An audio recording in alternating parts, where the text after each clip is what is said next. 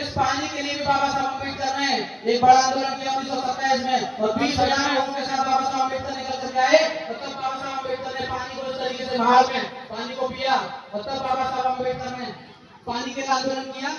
और उसके बाद जो ऊंची जाति के लोगों को पता लगा, ऊंची जाति के लोगों ने बाबा साहब अम्बेडकर और 20,000 लोगों को घेर लिया और ये बोल करके कि अछूतों ने तालाब को गंदा कर दिया है। ऊंची जाति के लोगों ने लाठी और डंडे से मारपीट करना शुरू कर दी। बाबा साहब का सर फटा 1927 में। उसके बावजूद बाबा साहब ने कहा कि अगर हम इंसान हैं तो हमें भी उसी तरीके से पानी पीने का अधिकार है जैसे ऊंची जातियों को पानी पीने का अधिकार है, और जैसे ऊंची जाति के लोग पानी पिएंगे उसी तरीके से हम भी लोग पानी पिएंगे तालाब पर। और ये क्या करके बाबा साहब अम्बेडकर ने पानी को इस तरीके से भरा और तब वो आंदोलन समाप्त हुआ। तब बाबा साहब ने कहा कि मेरा प्रयास है कि मैं हिंदू धर्म में सुधार करने की कोशिश करूंगा और जब तक संभव होगा तब तक हिंदू धर्म में सुधार की कोशिश करेंगे, और जब मुझे लगेगा कि हिंदू धर्म में सुधार संभव नहीं है उस दिन के बाद में धर्म को लात मार दूंगा। और हिंदू धर्म को लात मारने के बाद बाबा साहब अम्बेडकर ने 1927 में कह दी थी। उसके बाद बाबा साहब अम्बेडकर ने 1930 में मंदिर में प्रवेश को लेकर एक आंदोलन चलाया और नासिक के कालाराम मंदिर में फिर बाबा साहब अम्बेडकर 20,000 लोगों को लेकर के प्रवेश करने गए। और उसके बाद जब बाबा साहब मंदिर के गेट पर पहुंचे तो ब्राह्मणों ने उस मंदिर का ताला लगा दिया और बोल दिया कि शूद्रों का मंदिर में आना मना है। तब बाबा साहब अम्बेडकर ने 20,000 अनुयायियों को तरफ देखा और बोला कि मैं आपको पहले ही समझा रहा था कि हिंदू धर्म में आपकी हैसियत यही है, ना आपको मंदिर में घुसने दिया जाएगा, ना आपको पानी पीने दिया जाएगा, ना आपको इंसान समझा जाएगा।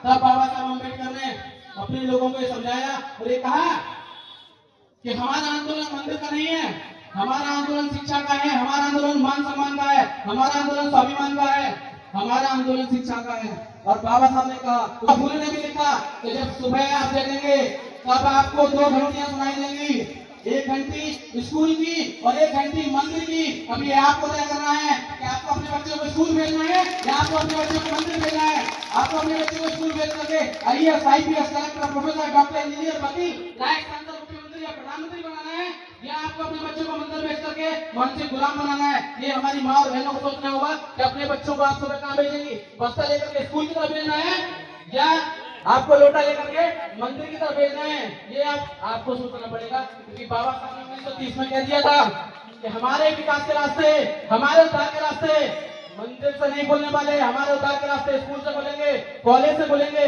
यूनिवर्सिटियों से खोलेंगे, विश्वविद्यालय से खोलेंगे। और जब हमारा बच्चा सुबह बस्ता लेकर के स्कूल, कॉलेज, यूनिवर्सिटी की तरफ पढ़ेगा तब हमारा समाज आगे बढ़ेगा और तभी देश आगे बढ़ेगा। ये बात बाबा साहब ने 1930 में कही, हमें आज तक समझ नहीं आ रही है।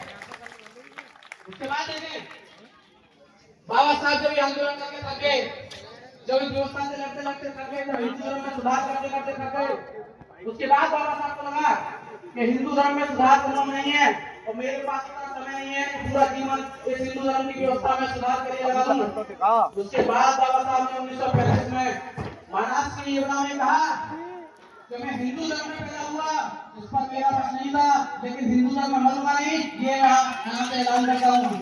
अभी बाबा साहब ने कह दिया कि मैं हिंदू धर्म को छोड़ने वाला हूँ। उसके बाद जितने भी जातिवादी व्यक्ति थे बाबा साहब के पीछे लग गए। उन्हें ऐसा लगा कि अम्बेडकर ने अगर मुस्लिम धर्म स्वीकार कर लिया तो भारत में फिर से मुस्लिम व्यवस्था आ जाएगी। अम्बेडकर ने अगर ईसाई धर्म स्वीकार कर लिया बाद में फिर से अंग्रेजों का कब्जा मजबूत हो जाएगा। अंग्रेज तब बाबा साहब ने शुरुआती जो रुझान था बाबा साहब का वो बहुत धर्म की तरफ नहीं था। बाबा साहब शुरुआत में 1936 में लिखते हैं कि मैं मुस्लिम, ईसाई और सिख धर्म में से अल्लाह को मिला करके देखूं तो सिख धर्म ज्यादा बेहतर है। और बाबा साहब का के बाद सिख धर्म उत्तर होना शुरू हो गया। बहुत धर्म की तरफ बाबा साहब नहीं बोल रहे हैं। 1936 में बाबा साहब में कि मैं सिख धर्म में जाना चाहता हूं और इसके लिए इसकी जांच पड़ताल के लिए बाबा साहब ने अपने पुत्र को और अपने भतीजे को अमृतसर मंदिर में भेजा ये देखने के लिए सिख धर्म में भी जाति व्यवस्था जैसी हालत है या नहीं है। बाबा साहब को पता लगा कि सिख धर्म में भी लगभग वही हालत है जो दूसरे धर्मों में। सिख धर्म में जैसे आप जाएंगे हिंदू से सिख धर्म में कन्वर्टेड होता है तो या तो बांग्लादेश सिख बना दिया जाता है या बांग्लादेश सिख बना दिया जाता है, उसको प्रॉपर सिख नहीं बनाया जाता, यानी कि सिख धर्म में भी जाति की व्यवस्था है। तो बाबा साहब जब इस बात को समझ गए उसके बाद बाबा साहब ने धर्म का शुरू किया। दुनिया के तमाम धर्मों का बाबा साहब ने अध्ययन शुरू किया। अब हिंदू धर्म में जितने सारे धर्म ग्रंथ थे वो सारे धर्म में संस्कृत में लिखे हुए वेद, उपनिषद, वेद हो, उपनिषद हो, वेदांत हो, स्मृतियां हो, सब कुछ संस्कृत में लिखा हुआ है। तो बाबा साहब जब 12वीं पास करने के बाद एडमिशन कॉलेज मुंबई में जब दाखिला लेने के लिए पहुंचे तो आप देखें कि बाबा साहब ने संस्कृत पढ़ने का मन बनाया, लेकिन संस्कृत कौन पढ़ा रहे हैं? पंडित जी। और बाबा साहब से उन्होंने कह दिया कि एक अछूत को संस्कृत पढ़ने का अधिकार नहीं है और एक अछूत संस्कृत नहीं पढ़ेगा। तब बाबा साहब ने अरबी और फारसी लेकर के अपना बीए कंप्लीट किया। और हमको इस बात पर गर्व होना चाहिए कि 1913 में जितने नंबर बाबा साहब अम्बेडकर के अरबी और फारसी में आए उतने आज तक किसी को नहीं आए। इस बात पर हमें गर्व हो जाना चाहिए। तो उस बच्चे के इसको संस्कृत नहीं पढ़ने दी। उसके बाद दुनिया में सबसे ज्यादा हिंदू धर्म के ग्रंथों का अध्ययन अगर किसी ने किया तो उसी अछूत बच्चे ने किया। उसी हिंदू धर्म में व्यवस्था में अगर किसी ने परिवर्तन किया उसी बाबा साहब अम्बेडकर ने किया। इसको संस्कृत नहीं पढ़ने दी। उसके बाद बाबा साहब ने लगातार हिंदू धर्मों का अध्ययन शुरू कर दिया। लगातार बाबा साहब हिंदू धर्म का अध्ययन शुरू कर रहे हैं, हिंदू धर्म का अध्ययन किया। उसके बाद बाबा साहब का झुकाव बौद्ध धर्म की तरफ। 1940 के बाद बाबा साहब का झुकाव बौद्ध धर्म की तरफ हुआ। और बाबा साहब ने बौद्ध धर्म को समानता, स्वतंत्रता और भाईचारे की एक मिसाल पाया। बाबा साहब ने जब ये देखा कि बुद्ध के समय पर बौद्ध धर्म जब शुरू हुआ, उसके बाद आज तक जब तक बाबा साहब अम्बेडकर थे समानता, स्वतंत्रता और भाईचारे का बुद्धिज्म जाना जाता है, पूरी दुनिया में बुद्धिज्म जाना जाता है। तो बाबा साहब अम्बेडकर ने 1956 में जब 6 लाख लोगों के साथ नागपुर में जब बौद्ध धर्म की दीक्षा ली, तब बाबा साहब ने खड़े होकर कहा कि मैं आज आपको दुनिया का वो धर्म दे रहा हूँ जिसे पूरी दुनिया जानती है। आप दुनिया के किसी भी कोने में खड़े होकर के बोलना कि मैं बुद्धिस्ट हूँ, मैं बुद्ध हूँ, पूरी दुनिया आपको पहचानेगी, पूरी दुनिया आपको देखेगी। वो धर्म बाबा साहब अम्बेडकर हमको लेकर के गए। और एक ऐसा धर्म जिसने हजारों हजार साल तक हमें गुलाम बनाए रखा। हमारी माँ बहन बेटियों को कपड़े तक नहीं पहनने दिए गए। ऐसे धर्म को बाबा साहब, ऐसे धर्म को बाबा साहब ने लात मार दी 1956 में। और ये कहा कि दुनिया का सबसे बेहतरीन धर्म मैं आपको दे रहा हूँ और आप अपनी पहचान अब जाति से नहीं बनाएंगे। आप नहीं कहेंगे मैं जाटा, मैं कुली, मैं खटी, मैं मालवी, मैं धोबी, मैं नाई, मैं फलाना, मैं ढिंगा। आप बौद्ध हो जाएंगे। अब मेरा सवाल ये है, क्या हम लोग बौद्ध हो गए? मेरा सब लोग बौद्ध हो गए? हाथ उठा के बताएं ईमानदारी से कितने लोग हैं जो प्रॉपर बौद्ध हैं यहाँ, जो सिर्फ बौद्ध हैं, जाति नहीं लगाते, जाति के नाम पर आरक्षण नहीं देते, जाति के नाम पर सर्टिफिकेट जिनके पास नहीं है। हाथ उठाने में सिर्फ लोग ऐसे हैं जिनके पास जाति सर्टिफिकेट नहीं है। कोई बौद्ध नहीं है, कोई जाति का सर्टिफिकेट नहीं है। कितने लोग हैं? यही समस्या है हमारी कि हम बौद्ध भी होना चाहते हैं और जाट भी रहना चाहते हैं। हम बौद्ध भी रहना चाहते हैं, चमार भी रहना चाहते हैं, हम बौद्ध भी होना चाहते हैं, खटी भी होना चाहते हैं, बौद्ध भी होना चाहते हैं, और यादव भी होना चाहते हैं, बौद्ध भी होना चाहते हैं, निषाद भी होना चाहते हैं, हम बौद्ध भी रहना चाहते हैं, और कहार भी होना चाहते हैं, बौद्ध भी रहना चाहते हैं, कश्यप भी होना चाहते हैं, हम बौद्ध भी होना चाहते हैं, भीमल भी रहना चाहते हैं। बाबा साहब ने कहा कि आप सिर्फ बौद्ध हो सकते हैं या फिर अछूत हो। या तो आपकी पहचान बौद्ध होगी या आपकी पहचान हिंदू धर्म में अछूत होगी। जब तक आप इस अछूतपन को, इस गुलामी को लात नहीं मार देंगे तब तक आप बौद्ध नहीं हो पाएंगे। हमारी समस्या ये रही कि बाबा साहब अम्बेडकर ने, मैं ये प्रश्न उठाता हूँ, बहुत जगह बोलता हूँ, मैं प्रश्न उठाता हूँ कि बाबा साहब अम्बेडकर 1956 में जब बौद्ध धर्म ने किया उस समय पूरे भारत की आबादी 36 करोड़ थी, लेकिन बौद्ध धर्म के लोगों की उस समय आबादी सिर्फ 18 लाख थी। पूरे भारत की आबादी 36 करोड़, बौद्ध धर्म की आबादी सिर्फ 18 लाख। तो बाबा साहब ने कहा कि मैं आज बौद्ध धर्म कर रहा हूँ, मैं सिर्फ 2 साल में भारत में 5 करोड़ बौद्ध तैयार कर दूंगा। कितने? 2 साल में 5 करोड़ बौद्ध। लेकिन हमारा दुर्भाग्य रहा कि बाबा साहब अम्बेडकर बौद्ध धर्म ग्रहण करने के 2 महीने करके हमारे हमसे विदा नहीं करते। बाबा साहब अम्बेडकर ने जिस दिन बौद्ध धर्म ग्रहण किया 6 लाख लोगों को बौद्ध बनाया। उसके अगले दिन बाबा साहब ने बौद्ध धर्म का आयोजन किया, 3 लाख लोगों को बौद्ध बनाया। उसके अगले दिन बाबा साहब ने एक आयोजन किया, 3 लाख लोगों को बौद्ध बनाया। 3 दिन में बाबा साहब अम्बेडकर ने 12 लाख बौद्ध बना दिए। कितने? 12 लाख बौद्ध 3 दिन में बाबा साहब अम्बेडकर ने बना दिए। उसके बाद आप देखें आज 75 साल में 75 लाख बौद्ध हम लोग तैयार नहीं कर पाए। 75 साल में 75 लाख बौद्ध हम लोग तैयार नहीं कर पाए। ये हमारा दुर्भाग्य है और ये इस बात को साबित करता है कि ना हम बाबा साहब के हुए, ना हम बौद्ध के हुए, ना हम बरियार के हुए, ना ज्योतिबा फुले के हुए, किसी महापुरुष के तक नहीं हुए। अगर होते तो सबका रास्ता आगे हो जाता है, बुद्धिज्म से मिलता है, हम लोग बौद्ध हो जाते हैं। हमको जाति का सर्टिफिकेट चाहिए और बौद्ध भी हो जाते हैं, कमाल की बात है। एक बार मुझसे पूछा गया, कॉलेज में प्रोफेसर होना पड़ा था, एक बार मुझसे पूछा गया सर ये बताएं बौद्ध होने में समस्या क्या है? इतना बड़ा समाज है, बौद्ध होने में समस्या।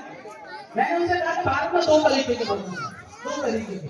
एक वैचारिक बौद्ध जो सिर्फ विचारों से बौद्ध है, सारे काम सारे बौद्ध से कराएंगे, घर में जितना काम हुआ सब बुद्ध के हिसाब से करेंगे, विचारधारा बुद्ध की।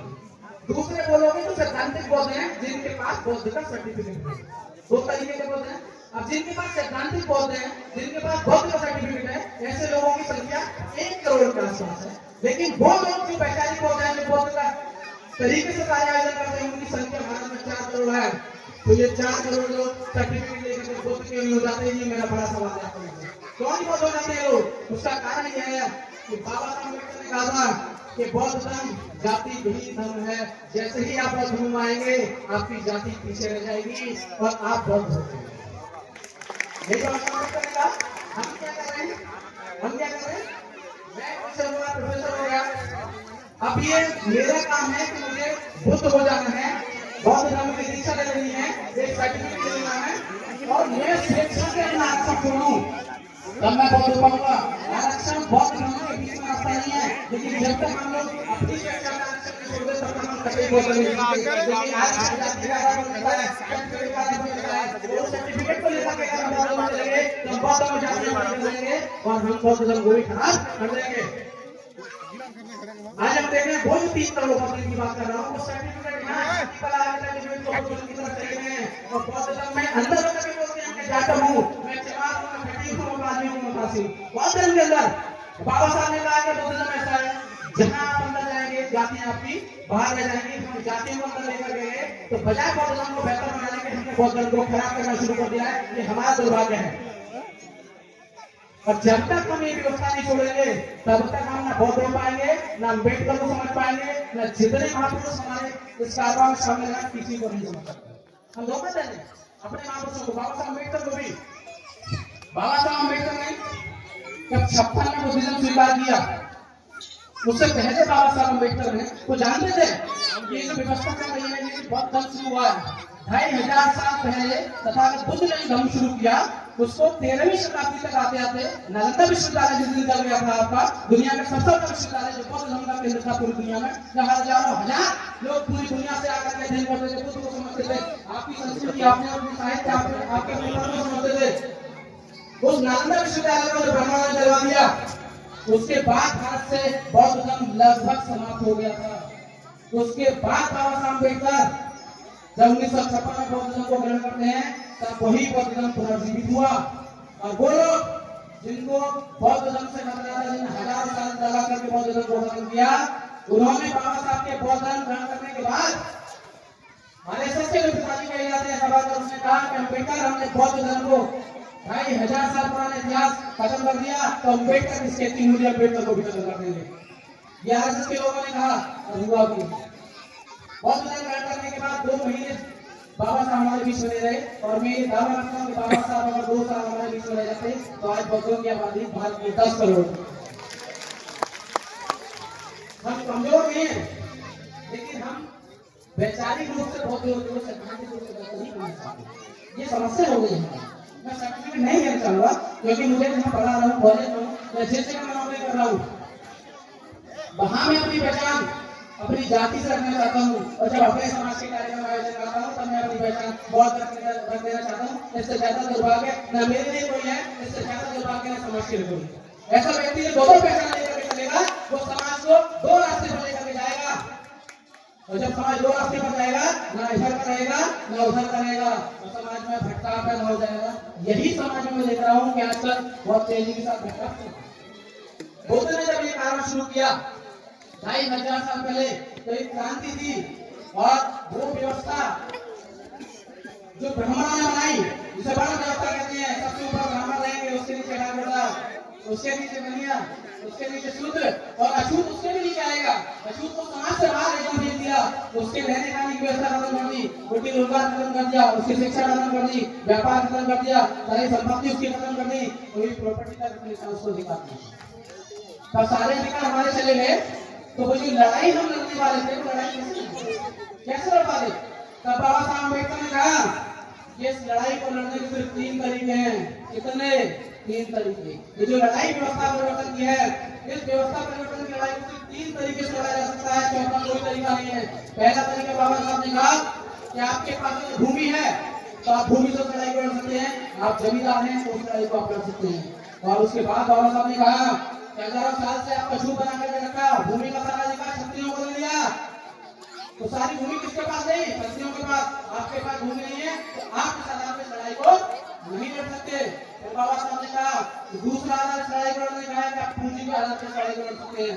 ठीक है, हजारों साल से हमें व्यवस्था से बाहर रखा, पूंजी किसके हाथ में गई, व्यापार किसके हाथ में गया, बनिया समाज के हाथ में गया, पैसे समाज के हाथ में गया, तो दूसरी लड़ाई आपका चला गया। तब बाबा साहब ने कहा ये दोनों मजबूत तरीके से चलेंगे, लेकिन एक तरीका है जिससे लड़ सकते हैं और वो है शिक्षा, वो है एजुकेशन। इसीलिए बाबा साहब ने कहा कि शिक्षा शेर नहीं कम है, जो पिएगा वो पढ़ाएगा, पढ़ाएगा नहीं का।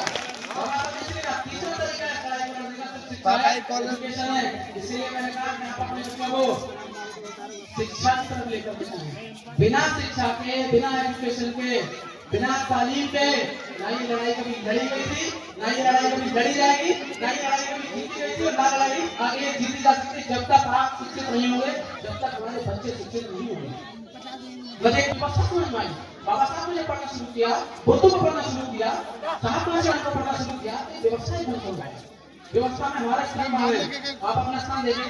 भारत में जितने भी विश्वविद्यालय हैं जहाँ प्रोफेसर लोग बैठकर कहते हैं कि आपका बच्चा क्या पढ़ेगा और आपका बच्चा क्या नहीं पढ़ेगा, आपके बच्चे को क्या पढ़ाया जाएगा और आपके बच्चे को क्या नहीं पढ़ाया जाएगा, ये तय कौन करता है, विश्वविद्यालय के प्रोफेसर। और उन प्रोफेसरों में आप लगाएं 87% प्रोफेसर ऊंची जाति के हैं, 100 में से 87 प्रोफेसर ऊंची जाति के हैं, और SC ST OBC माइनॉरिटी हम 85% समाज सिर्फ 13% में सुनते हुए हैं। कैसे अपने बच्चों को पढ़ाएंगे और क्या अपने बच्चों को पढ़ाएंगे।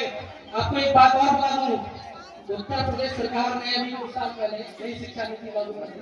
आपको बता दूं हम लोग कहाँ खड़े हैं, क्या लगे। जब नई शिक्षा नीति लागू कर दी तो जितनी बच्चियां हैं, जितने युवा साथी मेरे ये बताया पढ़ रहे होंगे, कितने ने बताया बी करें, अंक आनेगा। अब आप देखें कितने बच्चे बीए कर रहे हैं और जो राजनीति विज्ञान के बाद विषय है, अब आपको एक बड़ी जानकारी बता रहा हूँ मैं, जितने बच्चे बीए कर रहे हैं जिनके पास राजनीति विज्ञान विषय है, इस सरकार ने राजनीति विज्ञान विषय से तीसरी साल में जो पेपर होता था उसमें बौद्ध धर्म लगा हुआ था। और आपको जानकर हैरानी होगी कि सरकार ने पूरा का पूरा बौद्ध धर्म सिलेबस से हटा दिया। जब बच्चे बुद्ध को पढ़ेंगे नहीं तो बुद्ध होंगे कैसे, आपसे पूछना चाहता हूँ। ये सरकार बुद्ध को नहीं पढ़ा रही है, सरकार अम्बेडकर को नहीं पढ़ा रही, ये सरकार पेरियार को नहीं पढ़ा रही है, ये सरकार ज्योतिबा फुले को नहीं पढ़ाने जाती है, ये सरकार सावित्रीबाई फुले को नहीं पढ़ाने जाती है। जब बच्चे बुद्ध को पढ़ेंगे नहीं तब बच्चे बुद्ध पढ़ेंगे। इसको लेकर के आज तक जितने भी बौद्ध धर्म के संगठन है या जितनी भी हमारी पार्टी के संगठन है, किसी ने इस बात को लेकर के आज तक आंदोलन खड़ा नहीं किया कि सरकार ने पूरे उत्तर प्रदेश में एक साल में कई लाख बच्चे ग्रेजुएट होकर निकलते हैं, उन सारे ग्रेजुएट बच्चों से बौद्ध धर्म पढ़ने का अधिकार छीन लिया। जब वो बच्चे बौद्ध धर्म को पढ़ेंगे नहीं, क्लास में नहीं पढ़ेंगे, स्कूल कॉलेज यूनिवर्सिटी में नहीं पढ़ेंगे, तो यहाँ कथा में कैसे समझेंगे, क्या कथा है किसी को समझ लेंगे हम लोग। कितना आधा 1 घंटा बोल कर चला जाए, क्या मैं आधे घंटे में बौद्ध को समझा दूंगा आपको। वो बौद्ध 2500 साल में उस बौद्ध को पूरी दुनिया आज तक नहीं समझ पाई। आज तक बौद्ध नंबर रिसर्च चल रही है, आज तक हजार लोग बौद्ध पर PhD कर रहे हैं, आज भी पूरी दुनिया बौद्ध को समझने में लगी हुई है। उस बौद्ध को मैं 1 घंटे में आपको नहीं समझा सकता। उस बौद्ध को समझने के लिए आपको पढ़ना पड़ेगा। उस बुद्ध को समझने के लिए स्कूल कॉलेज यूनिवर्सिटी में सिलेबस के तौर पर बुद्ध लगे होने चाहिए। और पहले लगे थे सरकार ने अभी हाल ही में बौद्ध धर्म को, जैन धर्म को पढ़ा रहे हैं, मुस्लिम धर्म को पढ़ा रहे हैं, लेकिन कितना दुर्भाग्य हमारा एक भी संगठन की आवाज नहीं उठा रहा कि बीए के लाखों बच्चे जब ग्रेजुएट करके हर साल निकलेंगे, बच्चा भी बौद्ध धर्म को नहीं पढ़ेगा, उसके बाद भी वो करना पड़ेगा, हम बौद्ध हो जाएंगे क्या। यहाँ से हम बौद्ध को समझने का एक तरीका समझ सकते हैं, लेकिन बुद्ध क्या है हमें किताबों में मिलेंगे और वो किताब जब सिलेबस में लगेगी उसी में लगेगी तो अभी हमें हम लोग लेकिन उन लोगों ने तो पढ़ने से तैयार बौद्ध धर्म को हम लोग आवाज से नहीं उठा पा रहे, एक आंदोलन नहीं हुआ उस पर, पूरा बहुत धर्म डाल दिया। पता लगा आप ये हाथ लगा कर कितने लोगों को जानकारी पहले किसी को मैंने दी है, किसी को भी कैसे होगी, कैसे होगी, कोई तरीका है जानकारी का। जब तक आप पढ़ेंगे जानकारी होगी। मुझे जब पता लगा मेरे पास उतनी क्षमता नहीं है जितनी क्षमता होगी मैं विरोध करूंगा। इसीलिए मैं जगह जगह जाकर के जितने भी संगठन है, चाहे बौद्ध धर्म के संगठन हो, चाहे वो राजनीतिक संगठन हो, चाहे सामाजिक संगठन हो, चाहे सांस्कृतिक संगठन हो, सभी से मंच के माध्यम से अपील कर रहा हूँ कि बौद्ध धर्म को बचाएं, हम लोग बौद्ध धर्म की संस्कृति को बचाएं और धर्म को दोबारा सरकार में लगवाएं, यूनिवर्सिटी कॉलेज में लगवाएं, बीए में लगवाएं। जब उस बौद्ध धर्म को बच्चे पढ़ेंगे तब जाकर के भूत बनेंगे। ये होगा नहीं होगा? हम क्या कर रहे हैं? अपने बच्चों को कॉन्वेंट स्कूल में भेजते हैं, कॉन्वेंट स्कूल। जरा बताएं कितने लोग ऐसे जो अपने बच्चों को प्राइवेट कॉन्वेंट स्कूल में भेजते हैं? हाथ डालना। प्राइवेट कॉन्वेंट, प्राइवेट में कितने हैं जिनके बच्चे प्राइवेट स्कूल में पढ़े? सरकारी में नहीं, प्राइवेट में। हाथ डालना। जगत बात है प्राइवेट स्कूल में।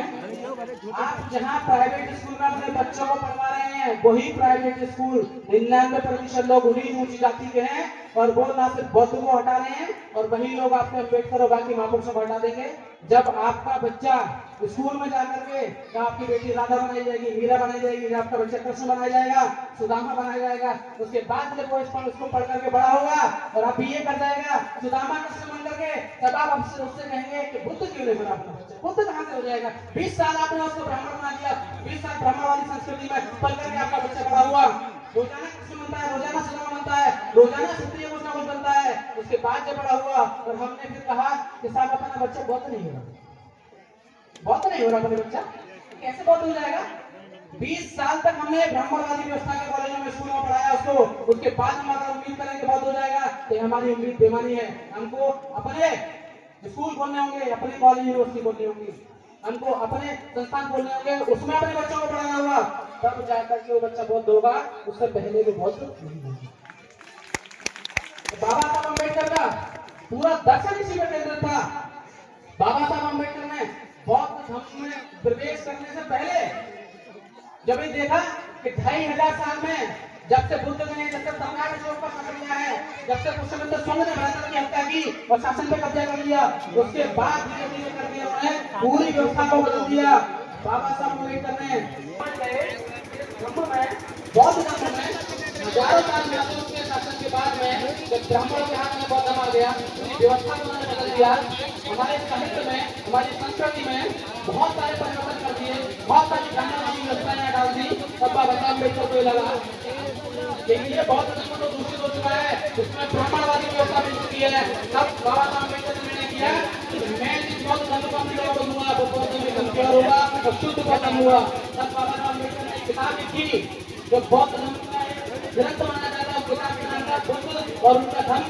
इस किताब को लिखने में बाबा साहब अम्बेडकर ने 7 साल लगाए, अपने जीवन में सबसे ज्यादा समय किसी किताब को लिखने में बाबा साहब अम्बेडकर ने लगाया, तो 7 साल लगाए बुद्ध और धर्म में। और वो किताब नहीं थी, वो छलनी थी जिससे छान करके बाबा साहब अम्बेडकर ने ब्राह्मणवादी सारी चीजों को बाहर निकाल दिया और शुद्ध बौद्ध धर्म आपको दिया। उस किताब में जब हमको पढ़ाया जाता है स्कूल कॉलेज यूनिवर्सिटी में कि बुद्ध जब सन्यासी हुए, बुद्ध जब घर छोड़ के गए, 4 घटनाएं उसके पीछे जिम्मेदार हैं। बौद्ध ने सन्यासी देगा, एक बीमार देगा, एक बूढ़ा देगा, एक मृत देगा, उसके बाद बौद्ध का बदल गया। क्या ये संभव है? 29 साल का युवा घर से निकला ही नहीं हुआ क्या उसकी रियासत में बूढ़े नहीं होंगे? क्या बुजुर्ग की बीमार नहीं होंगे?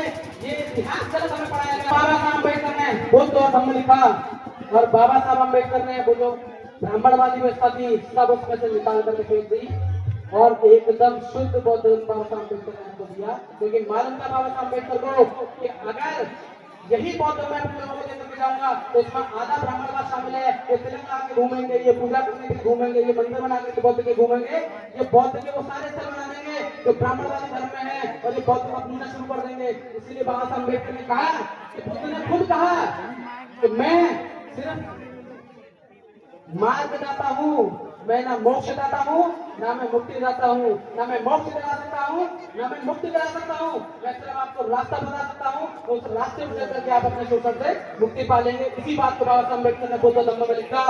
मैंने कहा कि 4 घटनाएं जो बताई गई बुद्ध को पढ़ाने के लिए, ये भारत का सबसे गलत ज्ञान हमको पढ़ाया गया। बाबा साहब ने लिखा बुद्ध धम्म में कि कोली और शाक्यों के बीच में जब युद्ध हुआ तो शाक्यों की जो परिषद थी उस परिषद का नियम था, उस परिषद के किसी भी निर्णय का उल्लंघन कोई नहीं कर सकता था। अगर उस परिषद के किसी निर्णय का उल्लंघन कोई करता तो उसको परिषद से बाहर निकाल देता, राज्यों से बाहर निकाल दिया जाता। जब तक आगे बुद्ध ने कोली और शाक्यों में जब युद्ध चढ़ा तो बुद्ध पहले व्यक्ति थे जब उन्होंने कहा किसी भी समस्या का हल युद्ध से नहीं मिलेगा, किसी भी समस्या का हल हिंसा से नहीं निकलेगा, हर समस्या का हल अहिंसा से निकलेगा।